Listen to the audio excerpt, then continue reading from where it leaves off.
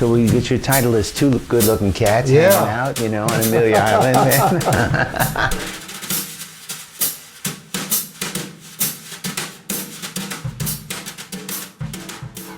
So, well, welcome to our first video, and I certainly wanted to thank Les again for doing the foreword in my book, in my drum book, Drummers of Melody, Rhythm, and Creativity.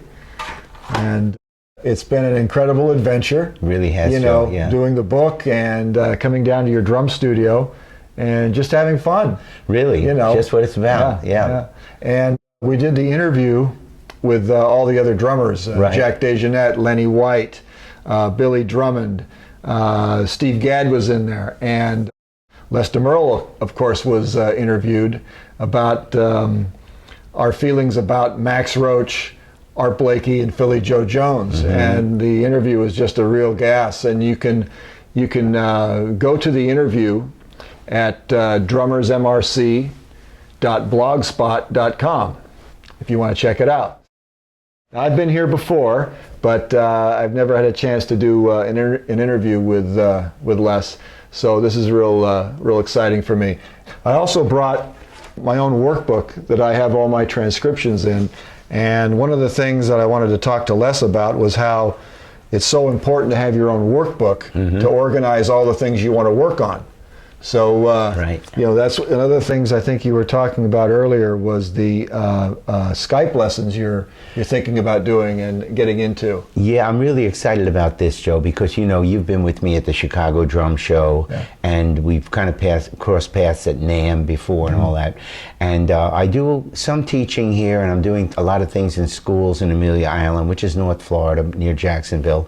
But I want to branch out now to the world, like some of my students, as you know, like Dom Famularo and my dear friends like Daniel Glass. They've really got the Skype concept going, and I've been on the road so much or doing cruise contracts that I didn't really need to, you know, keep that many teaching going because I didn't have the time, you know. Right. But now we have the time this year. It looks like 2018 is going to be the year that I'm really going to get into this. And with all the contacts through the years, I'm going to offer the Skype lessons and do them right here in my garage, my studio, home studio here, Amelia Island. And I think it's going to be really cool. And I thank you for your help with all it's my pleasure. We worked all day and talking about how to do this, and I really appreciate that. Sure.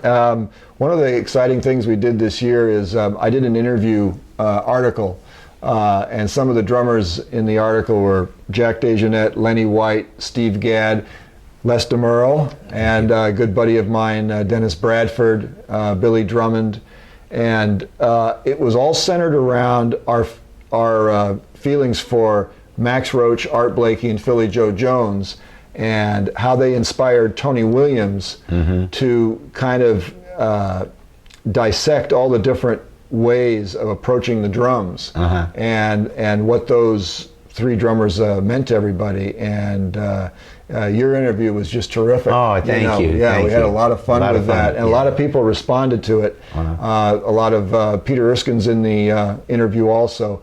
And so a lot of these drummers are telling their students about this article because it's like a jazz history lesson. Absolutely, it is. It truly is. And so I know that you had a chance to see Art Blakey at Birdland a few times. Yes, that must have been a lot of fun. Yeah. Well, you know, coming up in the '60s, when I first got into jazz, my dad would take me to Birdland, the Vanguard, the Village Gate, the Metropole Cafe, the club we talked about earlier today, Jimmy Ryan's, where I met Zudi Singleton. You know?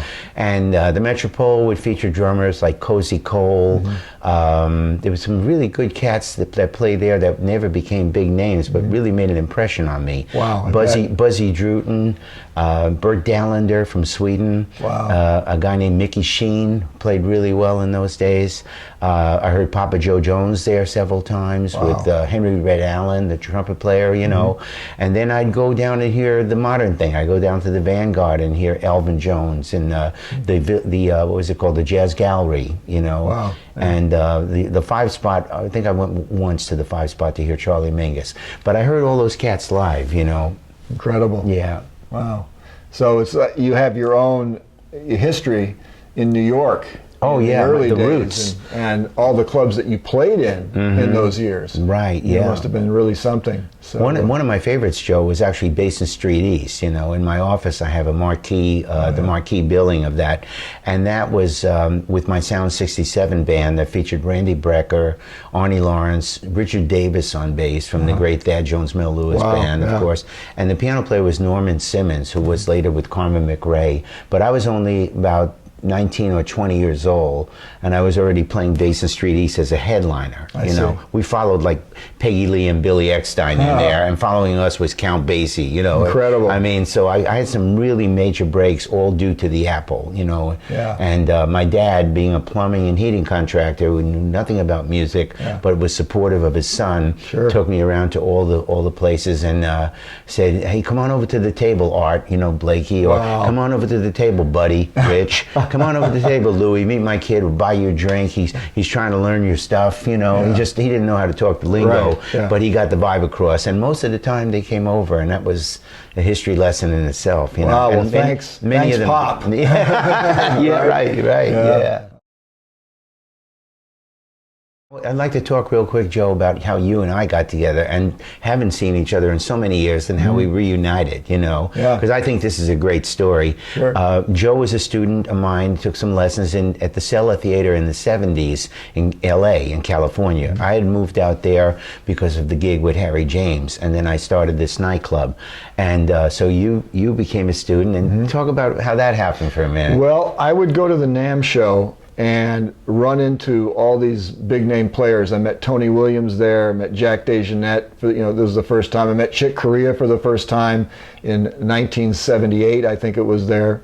It was there that I saw Jaco Pastorius jamming with Ray Brown. So two incredible bass players playing together side by side. And so I ran into Les, and he was talking about how he was giving lessons, and I thought, I'd really like to, go up and hook up and learn some things. So I go up there, and the first thing he shows me is something that Airto had showed him, which is called the batucada. And so I learned that, and Les's incredible press roll with his left hand movement that just blew me away when I saw it. Oh, man. So yeah, and all these years later, we met again at bumped into each other at a hotel, and just completely reconnected. And when I started putting the drum book together, I thought, it would be great to have Les write a foreword, with all of his knowledge and all of his history. And so when he agreed to do it, I was thrilled. So, and it's been out now, and whenever anyone sees Les's name on the cover, they say, "Wow, you got Les, to do your foreword." I said, "Sure, I used to be a student of his." That's so cool. Yeah. Well, I'm honored to have done it, Joe. And I'll tell you, it's like kind of like writing a song.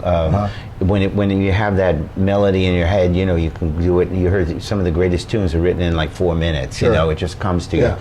And I was inspired this one morning after having some coffee out there. I went to the kitchen table and I took a pad, and it just flowed through me what I wanted to say for your book. Great. Channeling your energy and your creativity and your dedication to the history of jazz drums, and then being a fan of everybody in that book, it was very, very easy to just let it flow. Yeah. And I'm very happy with that. You like it. Thank you. Great. Yeah. Thank you. Yeah. So.